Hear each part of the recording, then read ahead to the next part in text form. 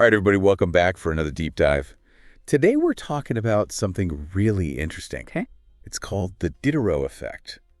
Interesting. Have you ever heard of this? I can't say that I have. Okay, well, it's basically like this thing where, like, you buy something new. So it looks like you get a new phone. Right. And then suddenly, like, your old phone case, it just doesn't look right anymore. And then, like, you start thinking about new headphones. Oh. You need a new charger that matches. I see, yeah. And, like, before you know it, you're, like, upgrading everything. Oh, wow. Just because of that one new thing. That's so true. It's kind of crazy, right? Yeah, like a domino effect. Exactly. And that's the Diderot Effect. Okay, so where does the name come from? So it's actually named after this philosopher from the 18th century. Oh, wow. Denis Diderot. Diderot. Yeah. And the story goes that he got this, like, really luxurious new robe as a gift.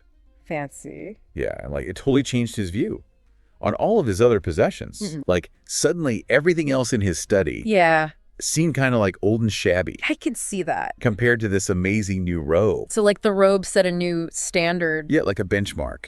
And then he felt this need to, like, upgrade everything else to match. Oh, wow. So it's like that one purchase kind of throws everything else out of whack. Exactly. It's like it creates this dissonance. Dissonance, okay. Yeah, like this feeling that things are out of balance. And it's not even that the other things are bad. It's just that they don't fit the new picture. Right, like they don't match the vibe anymore. Exactly. And I think we've all felt that at some point, right? Absolutely. Like you get a new piece of furniture, and suddenly you're like redecorating the whole room. Yeah, or like a new outfit. Oh, yeah. And then you need new shoes and accessories. It's so true. It's like this urge to create a complete look. Yeah, like a matching set. Exactly. And that's totally the Diderot effect in action.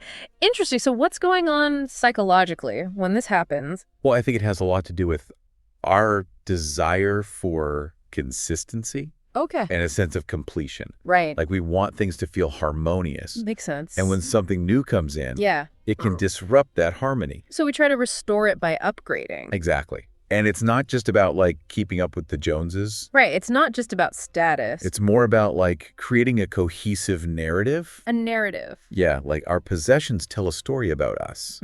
Interesting. And when that story gets interrupted, we feel this urge to, like, rewrite it. Okay, that makes sense. And I think that's really at the heart of the Diderot effect. So how does this play out in real life? Like, can you give an example? Yeah, totally. Like I was reading in one of the articles that this guy bought a new couch.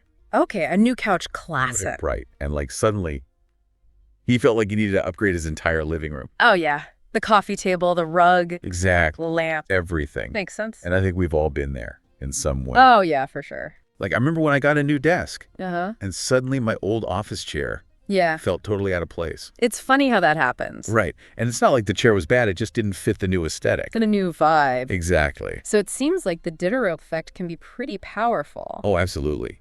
It can really influence our spending habits. And not always in a good way. Yeah, that's true. But it's also interesting to think about, like, the positive aspects of it. Positive aspects. Yeah, like that desire to create a harmonious environment. Right. That can be a good thing. I mean, it's nice to have a cohesive space. Exactly. Like it can bring a sense of calm and order. And a sense of accomplishment, too. Yeah, like you've created something beautiful. So how do we find the balance between the good and the bad? That's the million-dollar question, right? It is. I think it's about being aware of the Diderot effect Okay. Awareness is key. and recognizing when it's happening. So you can make conscious choices. Exactly. Like if you're feeling that urge to upgrade everything just because of one new purchase. Yeah. Take a step back and ask yourself, Okay. do I really need all this new stuff? Right. Is this a genuine need? Or am I just being influenced by this effect? Interesting. And that's where the idea of minimalism comes in. Minimalism. Oh, it's like the opposite of the Diderot effect. How so? Well, minimalism is all about being intentional with your possessions and focusing on quality over quantity. Right. Less is more. Exactly. So instead of constantly acquiring new things, Yeah. minimalism encourages you to appreciate what you already have Okay. That makes sense. and to really think about whether a new purchase is truly adding value to your life. Value to your life. Yeah, like does it align with your values? Why did you say? And is it something you'll actually use and enjoy? So it's about being mindful Exactly. And making conscious choices. rather than just reacting to this urge to consume. Right. And I think that's a really powerful way to counteract the Diderot effect. So what can we take away from all this? I think the biggest takeaway is awareness. Awareness. Yeah, like if we can recognize the Diderot effect Uh-huh. when it's happening in our own lives, Hmm. we can make more conscious decisions. About our spending. Exactly. Yeah. And we can create lives that are richer in experience A richer in experience. rather than just possessions. I love that idea. You too. It's about focusing on what truly matters. And not getting caught up in this cycle of consumption. Exactly. So yeah, the Diderot effect, it's a powerful force, It is. but we don't have to let it control us. Right. Knowledge is power. Absolutely. Now, I want you to think about the last time you made a purchase. Okay. What motivated that purchase? Was it a genuine need, A need. or was it that subtle pull of the Diderot effect? That's a good question. It is something to ponder. Definitely food for thought. Thanks for joining us for another deep dive. It was a pleasure. We'll see you next time.